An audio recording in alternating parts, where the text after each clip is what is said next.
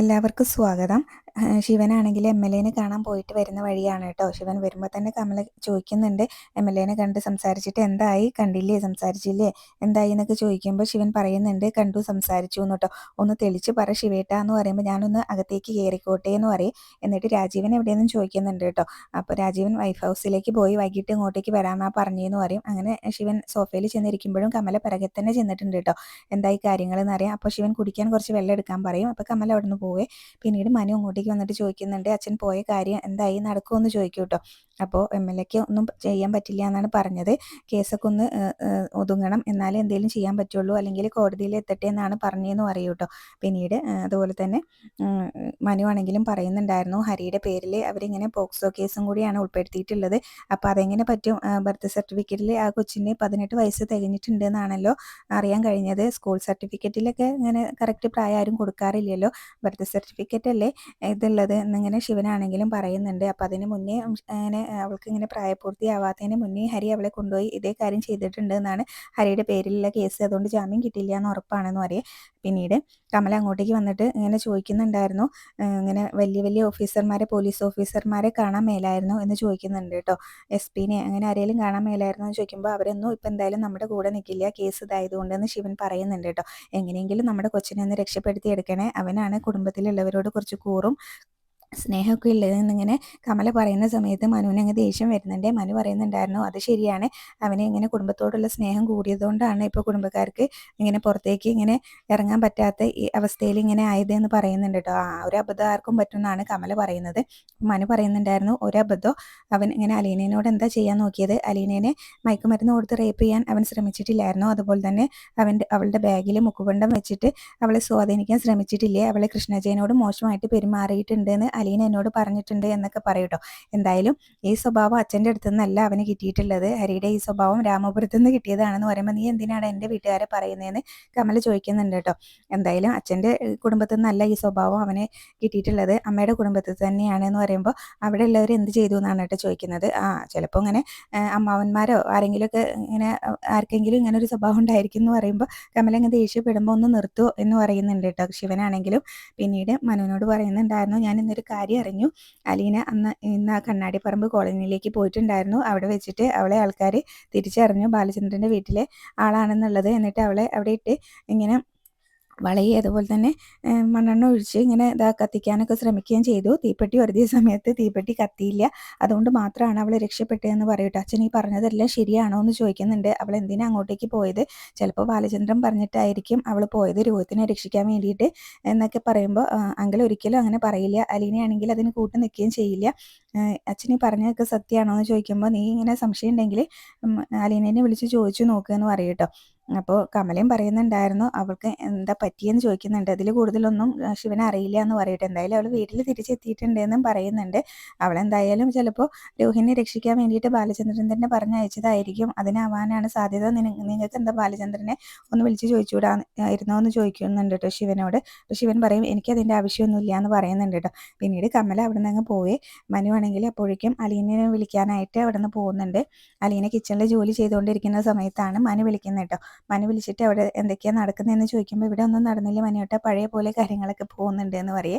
അലീന അങ്ങനെ പറയുമ്പോൾ മനു എടുത്ത് ചോദിക്കുന്നുണ്ടായിരുന്നു, നീ ഇന്ന് കണ്ണാടിപ്പറമ്പ് കോളനിയിലേക്ക് പോയിട്ടുണ്ടായിരുന്നോ എന്ന് ചോദിക്കും കേട്ടോ. അപ്പോൾ അവിടെ പോയി ഞാൻ ശരണ്യനെ കണ്ട് സംസാരിച്ചു എന്നൊക്കെ പറയും. അപ്പോൾ അതിൽ കൂടുതലൊന്നും നടന്നില്ല എന്ന് ചോദിക്കുന്നുണ്ട്. അപ്പോൾ ഞാൻ അവിടെ ചെന്ന സമയത്ത് അവരെന്നെ തെറ്റിദ്ധരിച്ചു, എന്നെ എല്ലാവരും കൂടെ ഇട്ട് വളഞ്ഞു, എന്നെ ഇങ്ങനെ തല്ലി എന്നുള്ള കാര്യങ്ങളൊക്കെ പറയുന്നുണ്ട് കേട്ടോ. നിനക്ക് എങ്ങനെ അങ്ങോട്ടേക്ക് പോകാൻ തോന്നി, നിനക്ക് അവിടേക്ക് പോകുന്നതിന് മുന്നേ ഒന്ന് എന്നോട് പറഞ്ഞുകൂടായിരുന്നോ, നിന്നെ അങ്കിൾ അങ്ങോട്ടേക്ക് പോകാൻ സമ്മതിച്ചോ എന്ന് ചോദിക്കുമ്പോൾ അച്ഛൻ എതിർപ്പൊന്നും പറഞ്ഞില്ല, അതുകൊണ്ടാണ് ഞാൻ പോയത് എന്ന് പറയുന്നുണ്ട്. അപ്പോൾ മനുവിനോട് പറയാത്തതിൻ്റെ പരിഭവം മനു പറയുന്നുണ്ടായിരുന്നു കേട്ടോ. നിനക്ക് എന്നോടെങ്കിലും ഒന്ന് പറഞ്ഞുകൂടായിരുന്നോ എന്ന് ചോദിക്കുന്നുണ്ട്. ഇതങ്ങനെ എല്ലാവരോടും അനുവാദം ചോദിച്ച് ഇങ്ങനെ പോകാൻ പറ്റുന്ന കാര്യമൊന്നും അല്ലല്ലോ, പിന്നെ അങ്ങനെ ആരോടും പറയണ്ട എന്നുള്ളത് എൻ്റെ ഒരു തീരുമാനം കൂടിയായിരുന്നു എന്ന് പറയുന്നുണ്ട് കേട്ടോ. അപ്പോൾ നീ അവിടെ പോയതുകൊണ്ട് നമുക്ക് എന്തെങ്കിലും ഗുണമുണ്ടോ എന്ന് മനു ചോദിക്കുന്ന സമയത്ത് അലീന പറയുന്നുണ്ടായിരുന്നു, എനിക്ക് ഗുണമുണ്ട്, തകർന്നു കിടന്ന ഒരു പെൺകുട്ടീനെ എനിക്ക് മുന്നോട്ട് ഇങ്ങനെ ജീവിതത്തിലേക്ക് ഇങ്ങനെ കൈപിടിച്ച് കൊണ്ടുവരാൻ പറ്റുകയെന്ന് വെച്ചാൽ അതൊരു വലിയ കാര്യം തന്നെയാണ് തന്നെയാണ്. അതെനിക്ക് വലിയൊരു സമാധാനം തരുന്ന കാര്യം തന്നെയാണ് എന്ന് പറയുന്നുണ്ട് കേട്ടോ.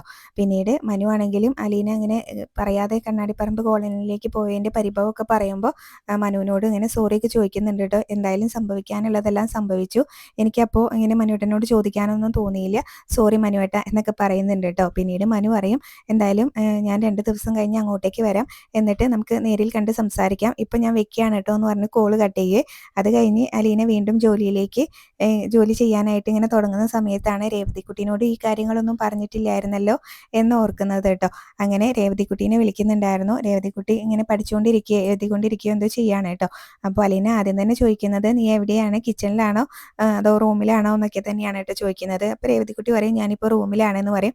എന്നിട്ട് അവിടുത്തെ വിശേഷങ്ങളൊക്കെ ചോദിക്കുന്നുണ്ട്. രേവതിക്കുട്ടിക്ക് സുഖമാണോ എന്നൊക്കെ ചോദിക്കുന്നുണ്ട് കേട്ടോ. അത് കഴിഞ്ഞ് പിന്നീട് രേവതിക്കുട്ടി തിരിച്ചും ചോദിക്കുന്നുണ്ട് അവിടുത്തെ കാര്യങ്ങളൊക്കെ എന്തായി എന്ന് ചോദിക്കുന്നുണ്ട്.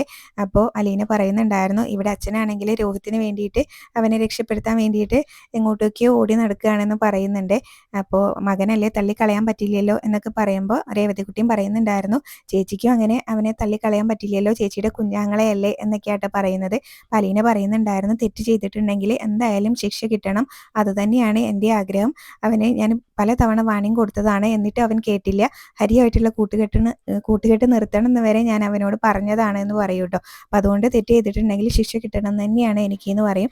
പിന്നീട് അലീന കണ്ണാടിപ്പറമ്പ് കോളനിയിലേക്ക് ശരണ്യനെ കാണാൻ പോയപ്പോൾ ഉണ്ടായ കാര്യങ്ങളെല്ലാം രേവതിക്കുട്ടീനോട് പറയുകയാണ് കേട്ടോ. അപ്പോൾ രേവതിക്കുട്ടിയും ചോദിക്കുന്നുണ്ടായിരുന്നു ചേച്ചിക്ക് വല്ല കാര്യം ഉണ്ടായിരുന്നോ, ഇപ്പം തന്നെ അങ്ങോട്ട് പോവേണ്ടേ, കുറച്ചൊക്കെ ഒന്ന് കഴിഞ്ഞിട്ട് ഇതെല്ലാം ഒന്ന് തണുത്തിട്ട് പോയാൽ പോരായിരുന്നോ എന്നൊക്കെ ചോദിക്കുന്നുണ്ട് കേട്ടോ. അപ്പോൾ എന്തായാലും പിന്നീട് ഒരുപാട് അടി കിട്ടിയ കാര്യമൊക്കെ രേവതിക്കുട്ടീനോട് അലീന പറയുന്ന സമയത്ത് അവർ ആദ്യം എന്നെ തെറ്റിദ്ധരിച്ചതാണ്.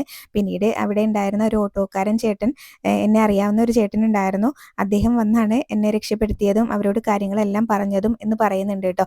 അപ്പോൾ അഹങ്കാരം അല്ലാതെ എന്ത് പറയാനാ, ചേച്ചിക്ക് വല്ല കാര്യം ഉണ്ടായിരുന്നോ, അവർ ചേച്ചീനെ കത്തിച്ചിരുന്നെങ്കിലോ എന്നൊക്കെ ചോദിക്കുന്നുണ്ട് കേട്ടോ.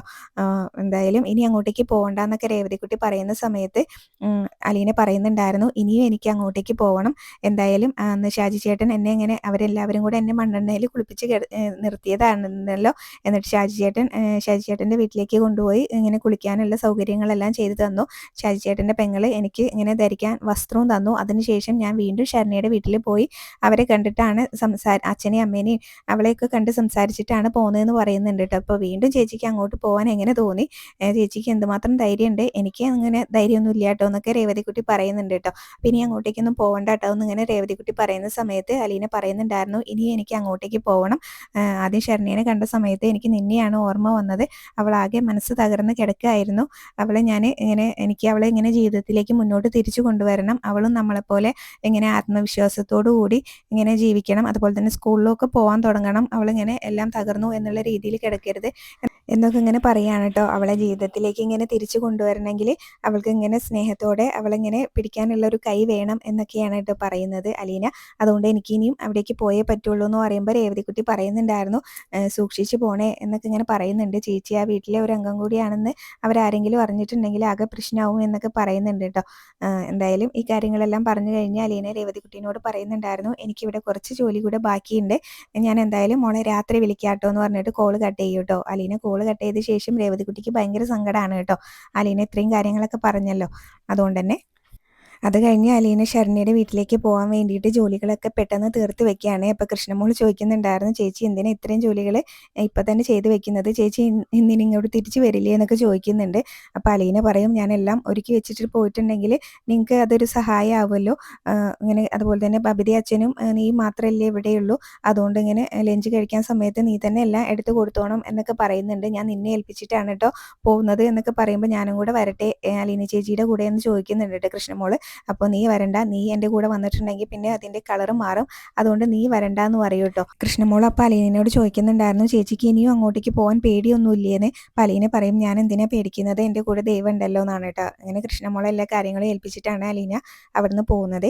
അലീന പോയി കഴിഞ്ഞ് ഡോറ് അടിച്ച് കൃഷ്ണമോൾ തിരികെ വരുന്ന സമയത്ത് ബബിത ചോദിക്കുന്നുണ്ടായിരുന്നു അവൾ എങ്ങോട്ടേക്കാണ് പോയതെന്ന് ചോദിക്കട്ടെ. അപ്പോൾ ശരണ്യയുടെ വീട്ടിലേക്കാണെന്ന് പറയുമ്പോൾ ബബിത ആണെങ്കിലും ഇങ്ങ് ദേഷ്യപ്പെടുന്നുണ്ടായിരുന്നേ, അവൾക്ക് വല്ല കാര്യമുണ്ടോ, അവൾ അങ്ങോട്ട് ചെന്ന സമയത്ത് ഉടുതുണി വലിച്ചു വലിച്ചു കീറി അതുപോലെ തന്നെ മണ്ണെണ്ണ ഒഴിച്ച് കത്തിക്കാൻ നിർത്തിയിരിക്കുകയല്ലായിരുന്നോ. എന്നിട്ട് വീണ്ടും അങ്ങോട്ടേക്ക് പോകാൻ അവൾക്ക് നാണല്ലേ, അല്ലെങ്കിലും ആ രോഹിയുടെ ഇപ്പോൾ ജയിലിൽ കിടക്കുന്നത് ആ ശരണ്യ കാരണല്ലേ, എന്നിട്ട് വീണ്ടും അവൾ അങ്ങോട്ടേക്ക് പോയിരിക്കുന്നു എന്നൊക്കെ പറയുമ്പോൾ കൃഷ്ണമോളും ബബിതേനോട് ചോദിക്കുന്നുണ്ടായിരുന്നു, ശരണ്യ കാരണമാണോ രോഹിയേട്ടൻ ജയിലിൽ കിടക്കുന്നത്, ആ ശരണ്യനെ വിളിച്ചു കൊണ്ടുപോയി ചതിച്ചത് ഇവരെല്ലാവരും കൂടി അല്ലേ എന്നാണ് കേട്ടോ പറയുന്നത്. അപ്പോൾ ബബിത പറയുന്നത് ഇങ്ങനെ ഒരാൾ വിളിച്ചു എന്ന് വെച്ചിട്ട് പെൺകുട്ടികൾ ഇങ്ങനെ അവരുടെ കൂടെ അങ്ങ് ഇറങ്ങി പോവാണോ ചെയ്യേണ്ടത്, നമ്മളെ തന്നെ സൂക്ഷിക്കണം എന്നാണ് കേട്ടോ പറയുന്നത് ബബിത. അപ്പോൾ കൃഷ്ണമോൾ തിരിച്ച് ചോദിക്കുന്നുണ്ടായിരുന്നു, ചേച്ചീനെ സൂക്ഷിക്കുന്നുണ്ടല്ലോ അല്ലേ എന്നിങ്ങനെ ചോദിക്കും കേട്ടോ. നീ എന്താ അങ്ങനെ ചോദിച്ചെന്ന് ചോദിക്കും. അപ്പോൾ കൃഷ്ണമോൾ പറയുന്നുണ്ടായിരുന്നു, നമ്മളൊരു കാര്യം പറയുന്ന സമയത്ത് നമ്മുടെ ഭാഗം കൂടെ ഒന്ന് ചിന്തിച്ച് നോക്കുന്നത് നല്ലതാണെന്ന് പറയും കേട്ടോ. പിന്നീട് ബബിതേനോട് ചോദിക്കുന്നുണ്ടായിരുന്നു, ചേച്ചി ഇങ്ങനെ ആ തേനീച്ചത്തലേൻ്റെ കൂടെ എവിടെയെല്ലാം പോയിട്ടുണ്ട് എന്ന് ചോദിക്കുന്നുണ്ട് കേട്ടോ. അപ്പോൾ അത് ഞങ്ങൾ വെറുതെ ഔട്ടിങ്, ആദ്യം പോയിട്ടില്ല എന്നൊക്കെ ബബിത പറയുന്നുണ്ടെങ്കിൽ എവിടെയും പോയിട്ടില്ല എന്നിങ്ങനെ കൃഷ്ണമോൾ ഇങ്ങനെ തറപ്പിച്ച് നോക്കിയിട്ട് ചോദിക്കുമ്പോൾ അത് ഞങ്ങൾ വെറുതെ ഔട്ടിങ്ങിന് പോയതാന്ന് പറയുമ്പോൾ ഇതും അതുപോലെ ഒരു ഔട്ടിങ് തന്നെയായിരുന്നു എന്ന് തന്നെയാണ് കേട്ടോ ബബിതേനോട് കൃഷ്ണമോൾ പറയുന്നത്. എന്നിട്ടല്ലേ ആ കുട്ടീനെ വിളിച്ചുകൊണ്ട് പോയി ചതിച്ചത് എന്ന് പറയുന്നുണ്ട്. അപ്പോൾ ബബിതയ്ക്ക് തിരിച്ചൊന്നും പറയാനില്ലാത്തതുകൊണ്ട് തന്നെ പിന്നീട് ഇങ്ങനെ പറയുന്നുണ്ടായിരുന്നു, അവൾ ഇങ്ങനെ അച്ഛൻ്റെ മകളാണെന്നൊക്കെയാണല്ലോ പറയുന്നത്. അപ്പോൾ രോഹിയേട്ടൻ അങ്ങനെ അവളുടെ ആരായിട്ട് വരും എന്ന് ചോദിക്കുമ്പോൾ ആങ്ങളെയായിട്ട് വരും എന്ന് കൃഷ്ണമോൾ പറയുന്നുണ്ട് കേട്ടോ. അപ്പോൾ ആണല്ലോ, എന്നാൽ പിന്നെ അവൾ ഇങ്ങനെ ഇവിടെ നമ്മുടെ കൂടെയല്ലേ നിൽക്കേണ്ടത്, അവരുടെ കൂടെയാണോ നിൽക്കേണ്ടത്, ശരണ്യയുടെ കൂടെയാണോ നിൽക്കേണ്ടത്, അവൾക്ക് ചോറ് ഇവിടെയും കൂറ എവിടെയാണല്ലോ എന്ന് പറയുമ്പോൾ ചോറ് ഇവിടുന്ന കഴിക്കുന്നതെന്ന് വിചാരിച്ചിട്ട് ഇവിടെ നടക്കുന്ന എല്ലാ കൊള്ളരുതായ്മയ്ക്കും ചേച്ചി കൂട്ട് നിൽക്കണം എന്നാണ്. ഒരു ദിവസം രോഹിയേട്ടൻ ഒരു പെൺകുട്ടീനെ വിളിച്ചു കൊണ്ടുവന്നപ്പോഴും അലീന ചേച്ചി തടഞ്ഞിട്ടുണ്ടായിരുന്നു. ബബിതേച്ചി തേനീച്ചത്തലേനെ വിളിച്ചു കൊണ്ടുവന്നപ്പോഴും ചേച്ചി തടഞ്ഞിട്ടുണ്ടായിരുന്നു. തെറ്റ് ഇങ്ങനെ കണ്ടിട്ടുണ്ടെങ്കിൽ അലീന ചേച്ചി അത് ആര് ചെയ്താലും അത് തെറ്റ് തന്നെയാണെന്ന് പറയും, രോഹിയേട്ടൻ തെറ്റ് ചെയ്തിട്ടുണ്ടെങ്കിൽ അതിങ്ങനെ തെറ്റ് തന്നെയാണെന്ന് പറയും എന്ന് പറയുന്നുണ്ട് കേട്ടോ. അപ്പോൾ ബബിതയ്ക്ക് അത് ഇഷ്ടപ്പെടുന്നില്ല. ബബിത പറയുന്നുണ്ടായിരുന്നു, അല്ലെങ്കിലും നിനക്ക് അലീന ചേച്ചീനെ കുറിച്ച് പറയുമ്പോൾ 100 നാവാണല്ലോ എന്ന് പറയുന്നുണ്ട്. അവൾക്ക് ശരണ്യയുടെ വീട്ടിലേക്ക് പോകേണ്ട ഒരു കാര്യമില്ല, അലീന എന്തോ വലിയ തെറ്റ് ചെയ്ത പോലെയാണ് കേട്ടോ ബബിത വീണ്ടും സംസാരിക്കുന്നത്.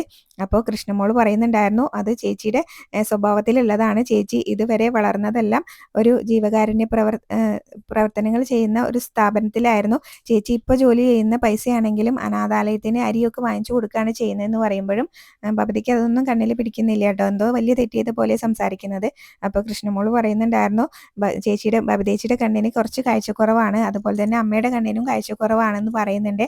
അപ്പോൾ കൃഷ്ണമോൾ ഇതെല്ലാം പറയുമ്പോൾ ദേഷ്യപ്പെട്ട് നിൽക്കുന്ന ബബിതേനെയും കാണിച്ചുകൊണ്ടാണ് ഇന്നത്തെ എപ്പിസോഡ് അവസാനിച്ചിട്ടുണ്ടായിരുന്നത്. പിന്നീട് പ്രൊമോ കാണിക്കുന്നുണ്ടായിരുന്നു, ബബിത വൈജയന്തിനെ വിളിച്ചിട്ട് അലീന ഇങ്ങനെ ശരണ്യനെ കാണാൻ പോയ കാര്യങ്ങളൊക്കെ പറഞ്ഞിട്ടുണ്ട് എന്ന് തോന്നുന്നുണ്ട്. അപ്പോൾ വൈജയന്തി ആണെങ്കിലും ഇതെല്ലാം അവളിങ്ങനെ എഴുന്നേറ്റിരിക്കുകയും ഭക്ഷണം കഴിക്കുകയും ഒക്കെ ചെയ്തു എന്നൊക്കെ പറയുന്നുണ്ട് കേട്ടോ. ശരണ്യ എഴുന്നേറ്റിരിക്കുകയും ഭക്ഷണം കഴിക്കുകയൊന്നും ചെയ്യാറില്ലായിരുന്നല്ലോ. അപ്പോൾ അലീന വന്നതിന്